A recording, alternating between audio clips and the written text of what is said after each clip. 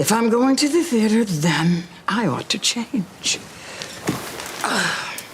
If Downton Abbey, the grand finale, really is the last chapter in the beloved saga, then setting it in the turbulent 1930s makes a whole lot of sense. Not just for historical accuracy, but for emotional closure too. Because this isn't just a story about an aristocratic family and their estate, it's always been a reflection of how time and history shape people, relationships, and entire ways of life. The first season began right after the sinking of the Titanic in 1912, and it wasn't long before the characters were grappling with the horrors and aftermath of World War I. So bookending the series with the rise of World War II would bring the story full circle. It's like history itself is the silent character that's always been there, nudging everyone along. By the 1930s, the world was once again teetering on the edge. The Great Depression had swept through, economies were crumbling, and in Europe, political tensions were rising fast. It wasn't just a time of hardship, it was a time of big, uncertain change. And change is something Downton Abbey has always explored really well.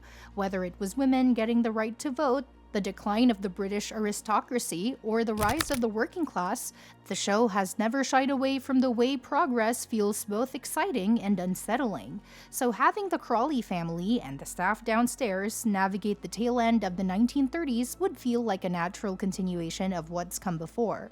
It would also raise the stakes in a way that feels earned, because even though Downton Abbey is known for its glamour and occasional lightheartedness, it has never been afraid of loss or heartbreak. Matthew Crawley's death, Sybil's tragic passing, and even Carson's struggle with illness all reminded us that this world, like the real one, doesn't offer immunity to pain. So if the final film took place around 1938 or 1939, when Britain was preparing for another massive war, the weight of that looming threat would give the story a powerful sense of gravity. Some characters might be forced to leave, to fight, to flee, or to make impossible choices. And that's compelling not because it's tragic, but because it's real. Plus, for characters like Lady Mary, Tom Branson, or even the younger generation like Sibby and George, the 1930s would be a decade of hard decisions. Mary's always been about keeping the estate afloat, about honoring tradition while still moving forward. But with another war coming, how do you even do that? Does she double down and try to preserve what's left of the old world, or does she finally let go and embrace something entirely new? And Tom, with his working-class roots and political ideals, might find himself caught between loyalty to the Crawleys and his own beliefs about the future of Britain. There are a bunch of emotional threads that could really come to a head here. There's also the idea of the next generation starting to take center stage.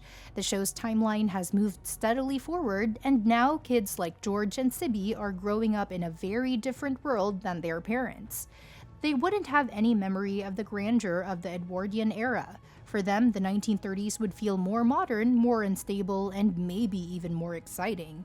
It would be interesting to see how much they adopt their family's values and how much they push back against them.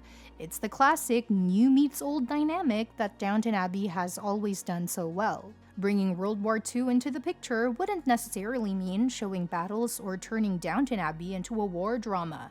But it could act as a backdrop, an ever-growing storm on the horizon that forces characters to reflect on what really matters.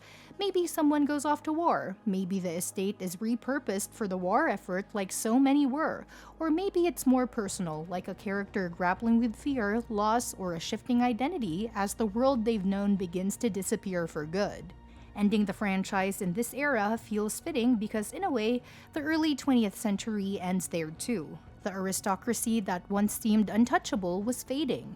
Britain itself was entering a new chapter, less about empire, more about survival and rebuilding. The idea that Downton could make it through all of this, or not, leaves room for a poignant conclusion. Whether it stands proud or fades into memory, it's the people and their resilience that leave the biggest mark. So if Downton Abbey the grand finale chooses to anchor itself in the late 1930s, it won't just be closing a story, it'll be closing an era. The timing feels right. The themes are rich, and even though it might be the end of Downton as we know it, it would be a deeply respectful, emotionally satisfying way to say goodbye. Would you want the film to focus more on the war's impact or the personal decisions everyone's forced to make as it approaches?